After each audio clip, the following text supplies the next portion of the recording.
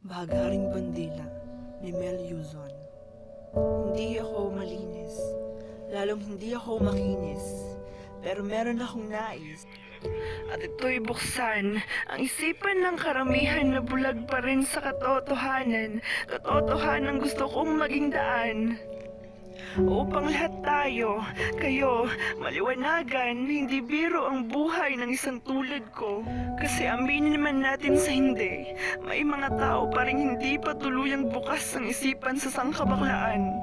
Mga taong hindi pa tuluyang tanggap ang aming katauhan, mga taong diring-diri sa aming kaanyuan. Baklang hindi nyo pa kilala, pero hinuhusgahan nyo na. Baklang nakaupo lang sa tabi, pero pagkatao nila'y binababa nyo na. Baklang akala nilang masaya, pero sa loob-loob nila'y hirap na. Damdamin ay nasasaktan na, lumuluhan ng mga mata. Di yan kita, kasi pinipilit naming maging masaya para lang kayo mapatawa. Kahit sakit, pait, galit, hinanakit, sa puso namin ang bigat-bigat na, magkahalong emosyon sa puso ko'y dala-dala. Di ko ito ipinakita kasi gusto ko lang masaya kahit ako'y may iniindang problema. Siguro, pag-uwi ko na lang lahat ng nararamdaman kong ito, idadaan ko na lang sa pagluha ng mga mata kong sanay na.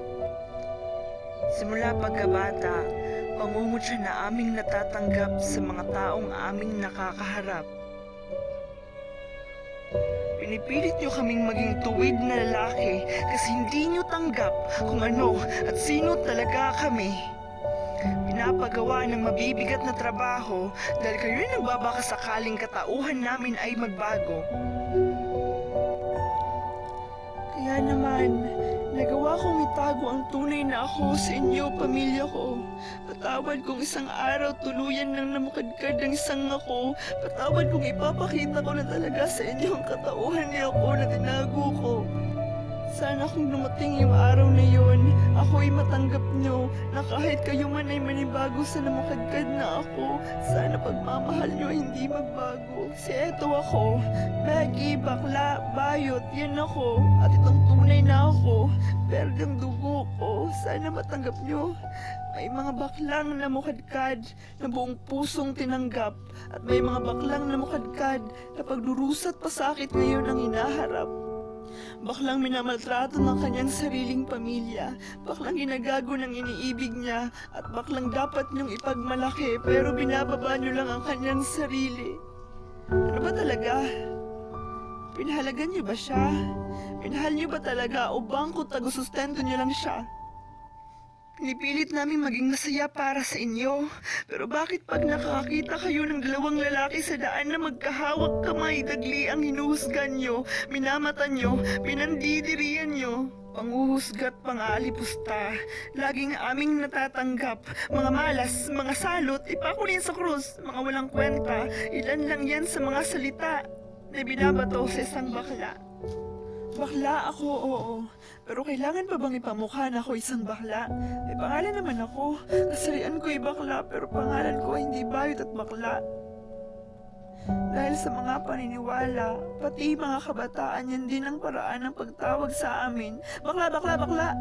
Yan, isang malaking insulto sa amin, pero mas naiinsulto ako pag sinasabi niyang magpakalalaki na lang kasi.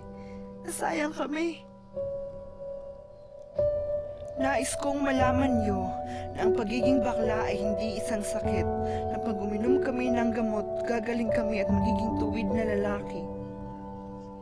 Ang kasariang meron kami ay hindi itinuro o pinasa nino man, kasi eto talagang aming nararamdaman na kahit baliktarin man natin ang mundo, bakla pa rin kami. Kaya wag niyong gamitin ang Biblia para husgahan kami, kasi ni minsan hindi kayo naging bakla, kasi ni minsan hindi niyo pa naranasan ang buhay ng isang bakla na nabubuhay sa pangungutya. Kaming mga bakla ay palaging naaapi. Kaya naman kami nag-aaral ng mabuti, hindi upang magigante, kundi ipakita na kami rin ay dapat respetuhin at ipagmalaki. Ako'y isang bakla at aking iwawagayway ang baghari naming Bandila.